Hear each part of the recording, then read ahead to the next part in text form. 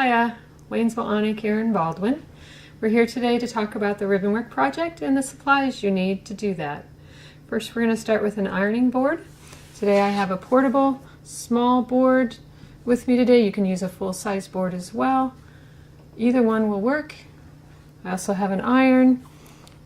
Make sure, a couple things you want to make sure on your iron. You want to make sure that you can shut your steam off, because you don't want to use steam on taffeta, and use a very low setting to start with, because if you use a hot or warm or hot setting, it's going to melt your taffeta, and you don't want to do that.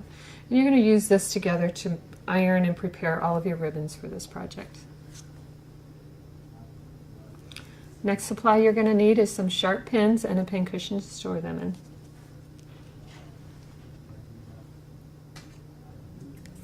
Next supply would be a ruler. I prefer to use the clear gridded rulers so that you can see through while you're measuring things.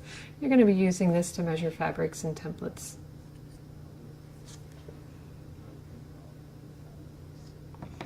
Three kinds of scissors can be used on this project. The first we're going to talk about are the bent edge scissors. These are shears, and the reason they're called bent edge is so that they will lay flat on a table while you're cutting fabric. Make sure that they're sharp so that they don't snag your taffeta. The next pair of scissors would be trimmers, or sometimes they're called embroidery scissors. They're very small and they're very sharp. They have a pointed edge, tips, so that you can trim your ribbons before you fold them.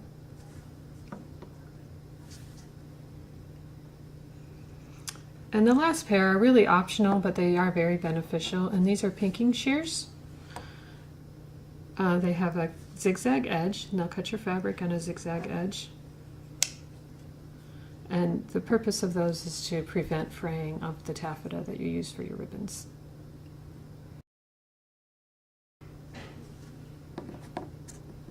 You'll also need thread for this project. I've got all-purpose cotton thread that works very well for ribbon work. Make sure that you have the thread that matches the ribbons you're sewing, and for this project we'll be using red, black, and white. For sewing taffeta ribbon work, you will also need a Fray Check. Fray Check is a fabric glue that will seal the frayed edges in taffeta. In order to apply the Fray Check, I use either toothpicks or a very small paintbrush. Either one works fine. You will need some non-permanent fabric marking pencils to mark your template on your ribbon. The other fabrics that you'll need for this project are wool. This is going to be your base, and underneath that is going to be a piece of interfacing. The interfacing comes in a variety of weights, so if you want a very thick, firm piece of ribbon work, you can get a thick piece of interfacing, or you can go lighter for something more flexible. And these will be basted together. You also need a seam ripper for this project to take out any mistakes that you make along the way.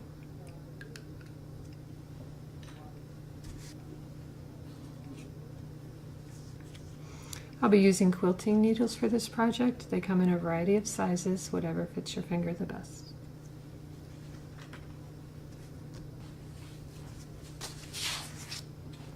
Traditionally, ribbon work was sewn with silk ribbons that were traded. Today we have smooth taffeta available to us in a variety of colors. I've got black, white, and red, which is the color of our project.